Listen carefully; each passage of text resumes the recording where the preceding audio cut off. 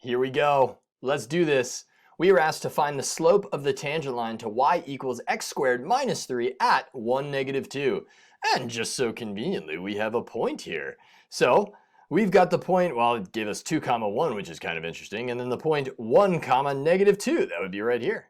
So we're going to find the slope of this curve at this point. That's our goal. What is the slope of that line? Also known as the instantaneous rate of change, or the derivative at 1, negative 2. So we use our formula, also known as the difference quotient, and that is the limit as, and you can use h or delta x. I'm going to go with h here, why not? So I'll go with the limit as h goes to 0. In the last video I used delta x, so we'll mix it up. The limit as h goes to 0 of, and that's going to be f of c plus h minus f of c, and c is the x value where we're finding the slope of the tangent line, all over h.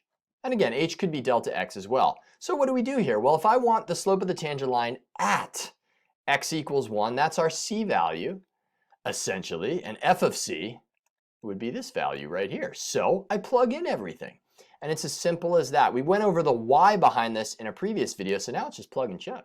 F of c plus h, so that's f of c plus h, well, c is 1, plus h minus f of 1, all over h. Now what do we do? Well, we're going to take this part, and this next step that a lot of kids, students, adults, whoever need to practice.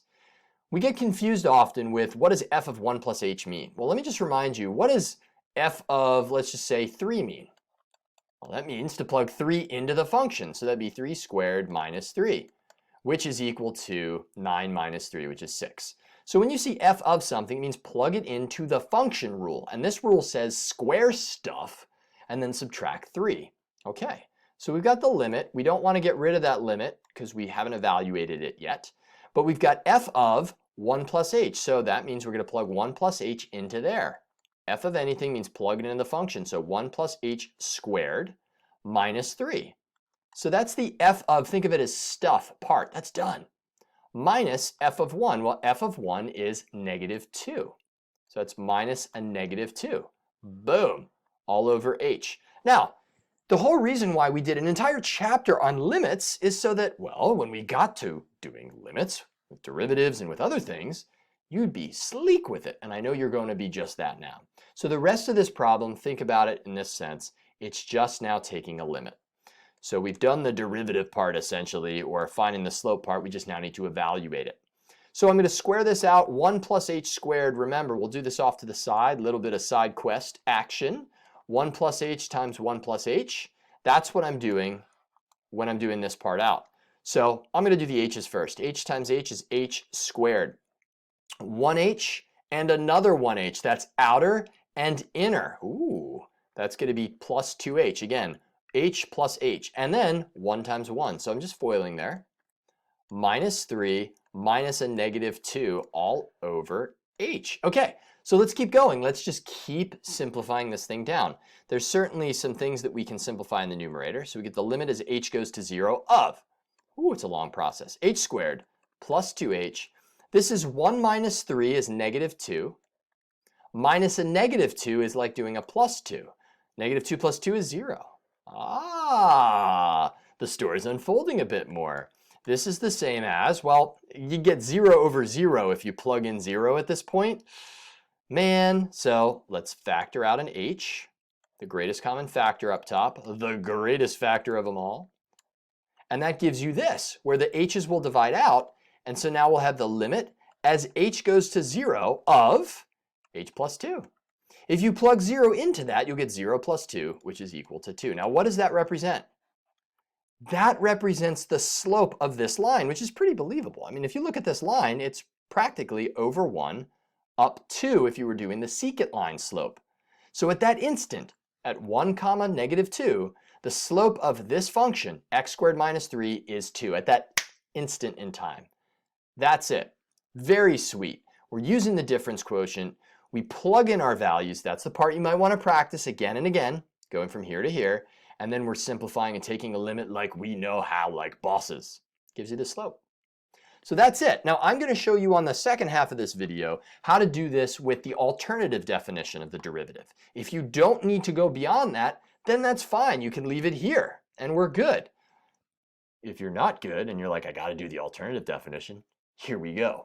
So we're going to do the same exact problem here, no different, but now, again, the alternative definition. Now the alternative definition of the derivative is the limit as, we'll go with x approaches c of f of x minus f of c all over x minus c. Okay, taking a look at this now, we're going to again plug and chug. And again, if you're not understanding this concept, go back to video 1 in this lesson so that you understand where I'm getting that from.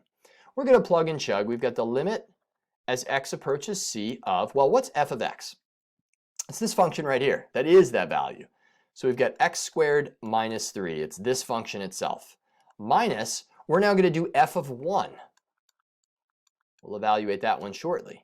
That's f of c, this again being the c value. Then we've got it all over x minus c, which would be x minus 1. All right, let's simplify this down, and then we'll see where our limit takes us. We should still get the same answers we got earlier in the video, otherwise we broke math. And it's not good to break math, generally speaking. Now, I said the limit as x approaches c on this step here. I should have put the limit as x approaches 1. There we have it. Okay, so that's the limit as x approaches 1, x squared minus 3, minus what's f of 1? Well, let's do that off to the side. F of 1 is equal to 1 squared minus 3, which, by the way, is negative 2, which we already knew, because that was the point. Oh, that's all over x minus 1. Exciting. I hope you're getting excited. I'm getting pretty stoked. So let's see where this limit takes us. From here, the process is just about evaluating a limit. Negative 3 minus a minus 2 is negative 1. So you get x squared minus 1. Ah, this is a straight up old school limit. Well, if I plug in 1, I'll get 0 over 0. So I've got a factor here. This is one of those limits where you factor. Yet more evidence as to why we should have spent all the time we did learning how to take limits. It's now doing stuff for us. That's great. All over x minus 1. And now we see that this factor and that factor divide out. And you're left with the limit as, ooh, getting excited. The limit as x goes to 1 of x plus 1. We evaluate 1 into there because now we can take our limit. And lo and behold, we got 2, which again represents the slope of this curve at that point. Now again, something to point out, essentially what we're doing here, and I'll trace in a terribly drawn secant line, you're taking this point here at 2, 1, or any other point along the curve, could be up here. And you're bringing it gradually closer and closer to this point, 1, negative 2. You're approaching x value of 1 so that this secant line eventually becomes the tangent line slope that we want. That's a beautiful, beautiful thing. See you in the next video.